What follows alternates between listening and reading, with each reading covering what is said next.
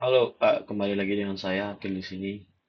Kembali lagi dengan saya kita akan membahas kembali tentang statistika dan probabilitas. Di kemarin kita udah belajar ini apa distribusi binomial Poisson dan materi sebelumnya. Sekarang kita akan belajar mengenai uji hipotesis, hipotesis ya. Dan saya ingatkan bahwa sebenarnya sastika itu mudah jika ingin kita belajar atau belajarnya banyak hal, bisa baca buku atau banyak latihan soal atau banyak studi kasus lah di kehidupan nyata sehari-hari. Oke, kita akan mempelajari mengenai uji hipotesis itu apa. Ya. Nah, kita harus tahu uji hipotesis itu apa. Nah, uji hipotesis itu adalah metode pengambilan keputusan yang didasarkan dari analisis data. Jadi kita punya data, terus kita analisis. Nah, di situ ada namanya pengambilan keputusan itu berdasarkan analisa data.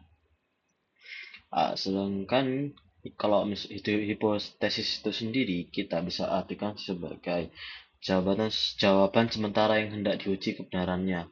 Yang kedua, tidak semua penelitian memerlukan hipotesis.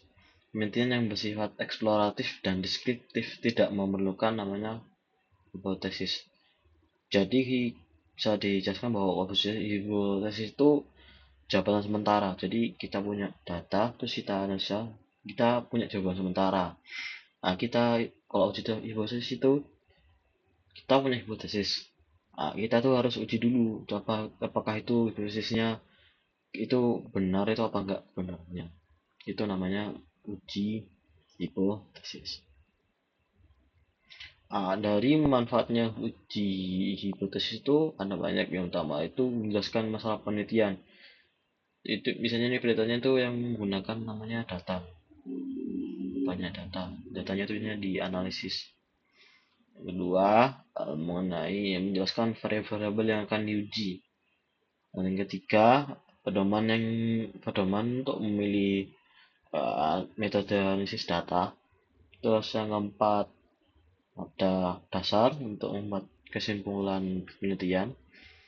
Dan sebenarnya ada beberapa jenis hipotesis yang menjadi umum tuh ada hipotesis nol dan H1. Nah, kalau hipotesis nol itu yaitu hipotesis yang menyatakan tidak adanya hubungan antara dua variabel atau lebih atau tidak adanya perbedaan antara dua kelompok atau lebih. Nah, badannya nih ada di variabel. Sedangkan ada satu atau hipotesis alternatif itu kita bisa artikan sebagai hipotesis yang akan menyatakan adanya hubungan antara dua variabel atau lebih atau adanya perbedaan antara kelompok atau lebih. Contohnya ada di variabel. Nah, kalau misalnya di hipotesis itu ada beberapa cara ya untuk mengetahui kalau misalnya hipotesisnya ditolak apa diterima.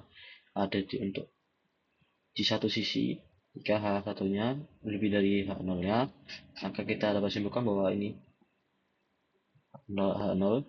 Dan juga jika nilai Z kurang dari Z minus Z kritis, maka juga ditolak H0 nya. Jika ada di tidak di antara kedua ini, maka H0 nya diterima atau gagal menolak. Dan berlaku juga untuk dua sisi sama. Jika mutlak dari Z itu lebih dari Z kritis, maka tolak H0. Jika kurang dari sama dengan Z kritis, maka diterima atau gagal menolak. Ya, sebenarnya ada beberapa rumus yang digunakan uji hipotesis. Yang pertama atau Z core atau uji Z ya. Ini bisa juga uji Z ya. Uji Z ada dua. Sini jika diketahui standar deviasinya itu ada rumus Z sama dengan X bar minus mu 0 per S per akar N. Di mana mu 0 itu rata-rata atau H1 hipotesis alternatif, kalau dan X bar itu rata-rata sampel atau H0 itu awal, dan S itu standar deviasi. Kemarin ada juga standar deviasi, cara rumusnya seperti apa. Dan N itu adalah ukuran sampel, jadi jumlah sampelnya itu ada berapa. Jika ininya diketahui, sigma ininya diketahui, maka rumusnya yang berbeda hanya di bagian sininya aja. Dimana ini adalah standar deviasi populasi.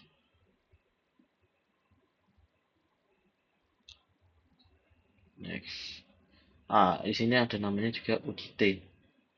Kurang lebih sama kalau misalnya uji Z. Di kemarin kita ada namanya tabel Z-score. Sekarang di saat ini ada namanya tabel distribusi T. Cara bacanya sama, dimulai dari sini dulu. Misalnya saya ambil contoh yang di sini 24,05025 ya.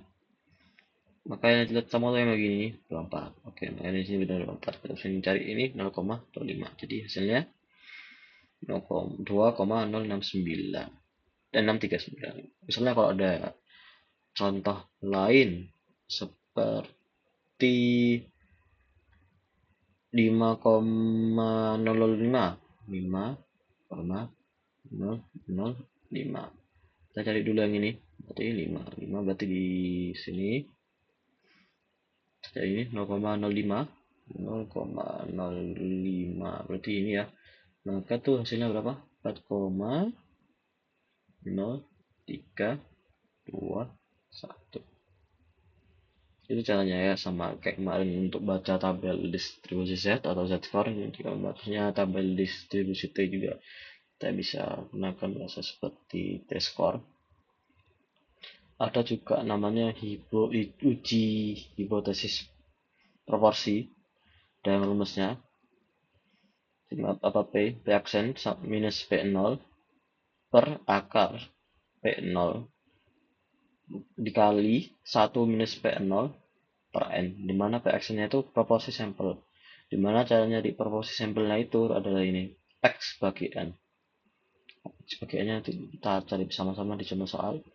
Terus P0 nya itu proporsi yang diklaim P0, berarti ini kita bisa simpulkan sebagai K1 dan N itu adalah ukuran sampel. Oke, kita akan lanjut membahas contoh soal di sini. Di sini diketahui ada soal yang berbunyi sebuah perusahaan energi mengklaim kalau konsumsi bahan bakar rata-rata genset yang baru mereka itu adalah 50 liter per jam. Jadi dalam 1 jam itu membutuhkan bahan bakar rata-rata 50 liter. Dari sampel yang ada sebanyak 40 genset yang di sebuah perusahaan energi, ditemukan rata-rata konsumsi 48,5 liter per jam dengan standar deviasi 5 liter per jam. Dengan tingkat signifikansi 5%, apakah klaim perusahaan itu valid? Untuk menjawab soal ini harus diketahui dulu apa yang diketahui dalam soal. Diketahui nolnya atau H1-nya itu adalah 50. Dan X bar-nya atau H0-nya sebesar 48,5 dengan standar deviasinya sekitar 5 atau 5%.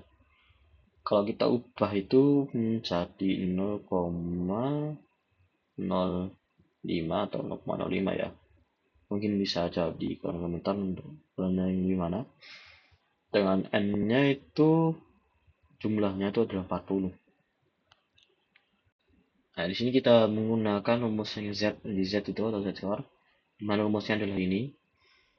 Lalu kita masukkan angkanya, X bar-nya tadi sebesar 48,5 dikurangi 50, di mana X bar-nya tadi itu adalah ini konsumsi bakar rata-rata atau bisa disebut juga satunya, dan nolnya itu atau kebalik ya, ini ya kebalik, X bar-nya adalah ini H0 48,5, jadi ini H0, yang ini H1, maka di sini 48,5 dikurangi 50 per S itu maksudnya standar deviasinya, ini liter per jam, atau bisa gunakan yang ini juga, tapi ini biasanya digunakan nanti di bagian terakhir ya. Ini 5 per N. N itu sampelnya itu udah berapa? Sampelnya kan di situ diketahui ya ada 40 ya. Jadi kita hitung 48,5 dikurangi 50 akan menghasilkan hasilnya yaitu minus 1,5 per 0,791 itu hasil dari 5 kali akar 40. Ditemukan bahwa hasilnya Z-nya itu minus 1,90. Karena standar deviasinya 5% atau 95%, maka Z kita satu Z skornya itu di 1,96. Sudah dibahas di materi sebelumnya. Maka ini dapat disimpulkan bahwa gagal tolak H0 atau valid. Jadi kita dapat simpulkan bahwa dengan tingkat signifikasi 5%, maka klaim perusahaannya itu valid. Itu maksudnya. Oke, kita lanjut akan membahas soal selanjutnya. Nah, ini. Dalam survei terhadap 200 rumah tangga, 120 diantaranya menggunakan panel surya. Jadi ada surveinya itu X-nya, X itu ada 200 rumah, dan X itu populasi ya. Ini maksudnya adalah populasinya. Dan 120 sampel diantaranya menggunakan panel surya ini maksudnya adalah sampel ya, sampel. Nah, di sini ada klaim dari pemerintah. Proporsi penggunaan panel surya di wilayah itu lebih dari sama dengan 65%. Ini yang ditanya. Uji pada signifikansi 5%. Itu apakah proporsinya sesungguhnya memang 65% atau kurang? Ini sini caranya ada note di sini.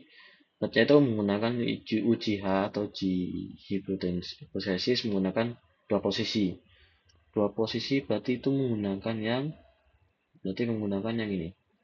Di dua posisi. Misalnya ini. Ini tanya 65%. Oke, kita harus diketahui dulu reaksinya. Dimana ini 120 itu adalah sampelnya N dan 200 itu adalah populasinya. Ditemukan hasilnya bahwa kalau P aksennya itu sekitar 0,6. Kenapa ini kan dicoret? Coret. 12 bagi 2 itu kan 6. Kalau di sini ada 0, maka mundur satu angka. Atau mundur satu angka jadi hasilnya 0,6. Panelnya sebanyak 0,65. Maksudnya itu 65%.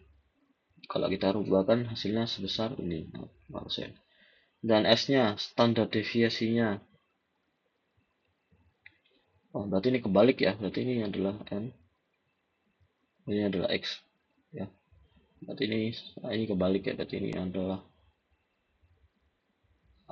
berarti ini adalah N-nya. Ini adalah X-nya.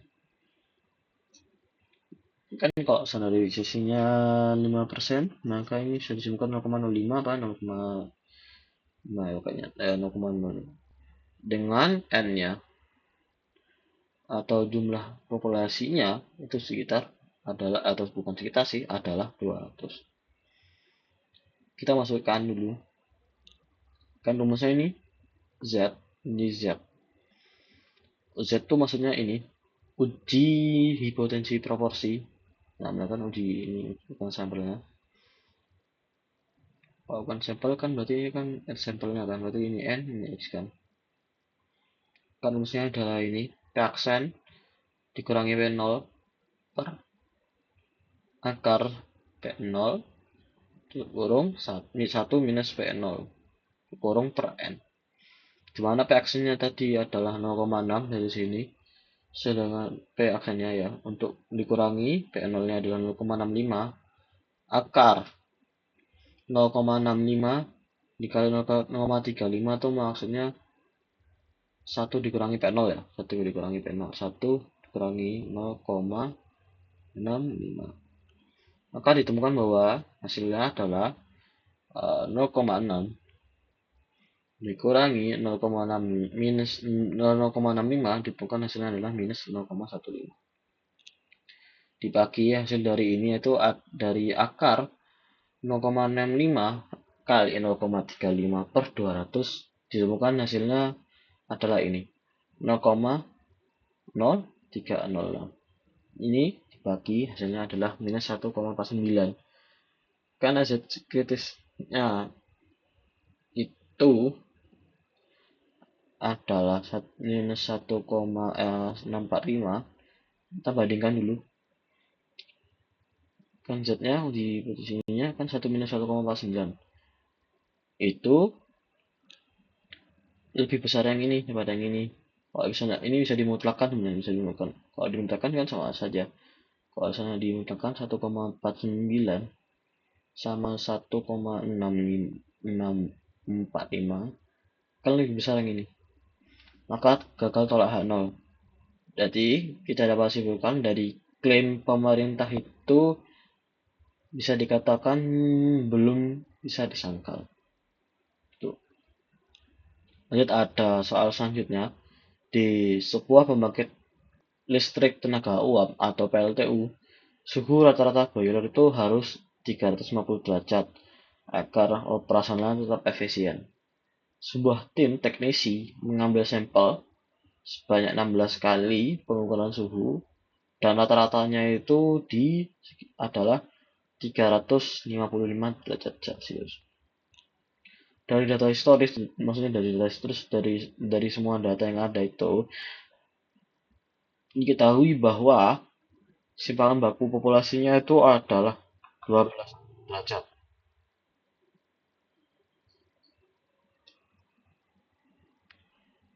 Yang ditanyakan, apakah rata-rata suhu boiler memang lebih tinggi dari standarnya, yaitu 350 derajat, pada tingkat dengan signifikansi sebesar 5%, yang ditanyakan soalnya.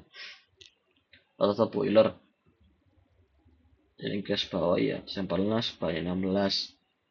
Rata-ratanya itu 355 dan simpangan bakunya itu 12. Kita harus ketahui dulu, oh di sini ada note. Alatnya itu kita harus menggunakan uji H dengan satu posisi. Nah, H0-nya kan ini 350 derajat, tidak ada kenaikan suhu ya. Kan dicari ini U-nya lebih dari 350 derajat Celcius, berarti suhu rata-ratanya lebih tinggi. Kan diketahui bahwa N-nya itu kan sebanyak 16 dari sini. Dari 16 kali percobaan ya. Terus X-bar-nya kita ini kan berarti kan H0 atau 0-nya. Terus atau H1 ya, H1-nya itu 355 dari sini.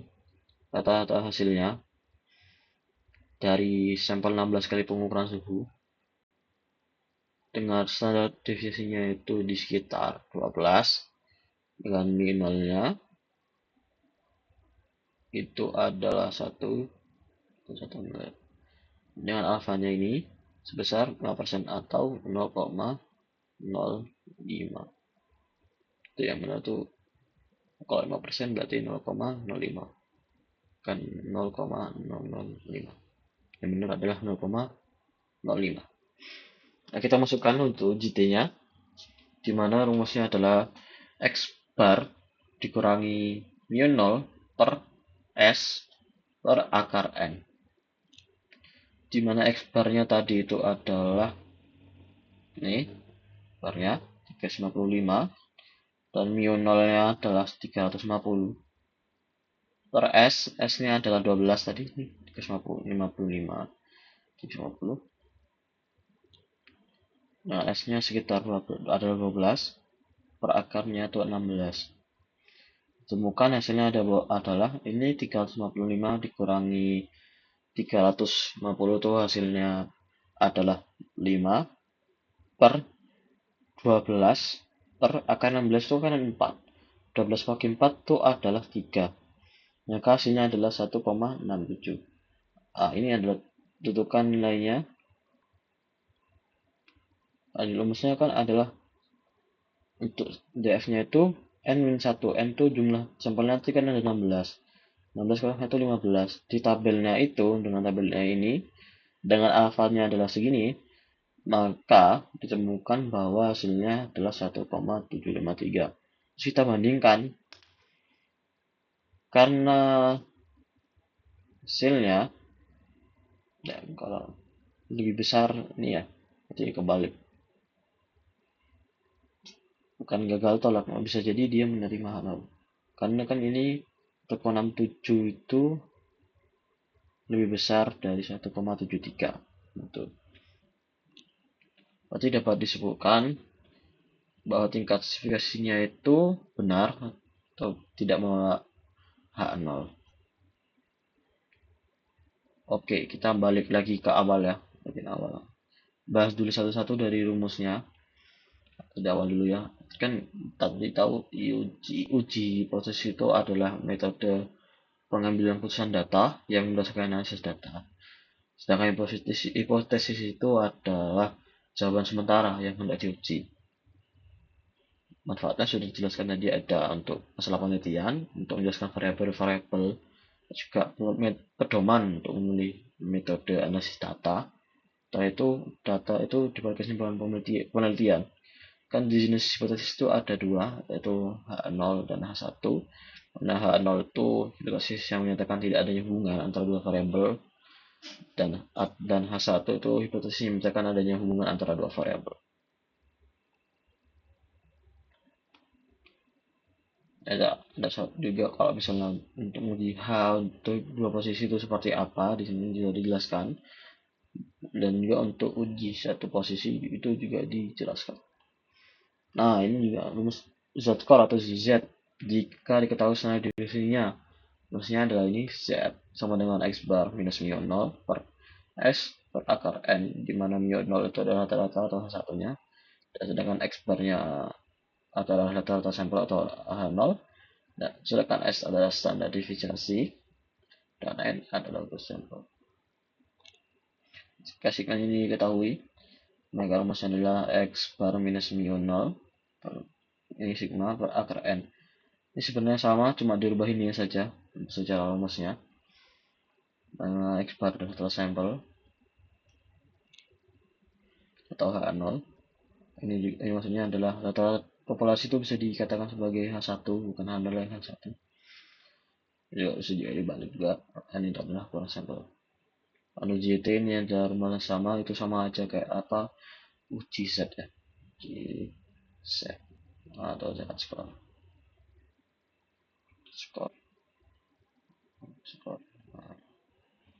Nah, di JT itu sama kayak di GZ kemarin di materi sebelumnya, ada namanya tabel Z score, dan juga di sini ada namanya tabel T score. Mungkin kalau mau tambahan, kita ada contoh lagi, misalnya 10,05 10,05 mana 10 ada di sini, terus kemudian udah ketemu nih, jadi 0,5 10 0,05 maksudnya, bukan 0,5 di sini, maka dapat disebutkan bahwa nilai T-nya itu adalah 1,8125. Itulah mencarinya. Misalnya namanya uji hipotesis proporsi atau Z, di mana P-aksennya itu adalah proporsi sampel, di mana dan rumusnya itu adalah X per N. Itu bisa dikatakan sebagai H1, sampai 0 itu adalah proporsi yang diklaim di H0, dan N itu adalah akar sampel. Dan jelas contoh soal yang kita tadi yang sudah dibahas, ya. Mungkin itu saja yang bisa saya sampaikan. Sekali lagi ya, mohon maaf apabila ada salah kata. Mungkin kalau misalnya ada pertanyaan atau tidak paham di dalam video saya, bisa di kolom chat, di kolom komentar ya. Mungkin itu saja yang bisa saya sampaikan. Terima kasih. Mohon maaf apabila ada salah kata. Sekian, wassalamualaikum warahmatullahi wabarakatuh.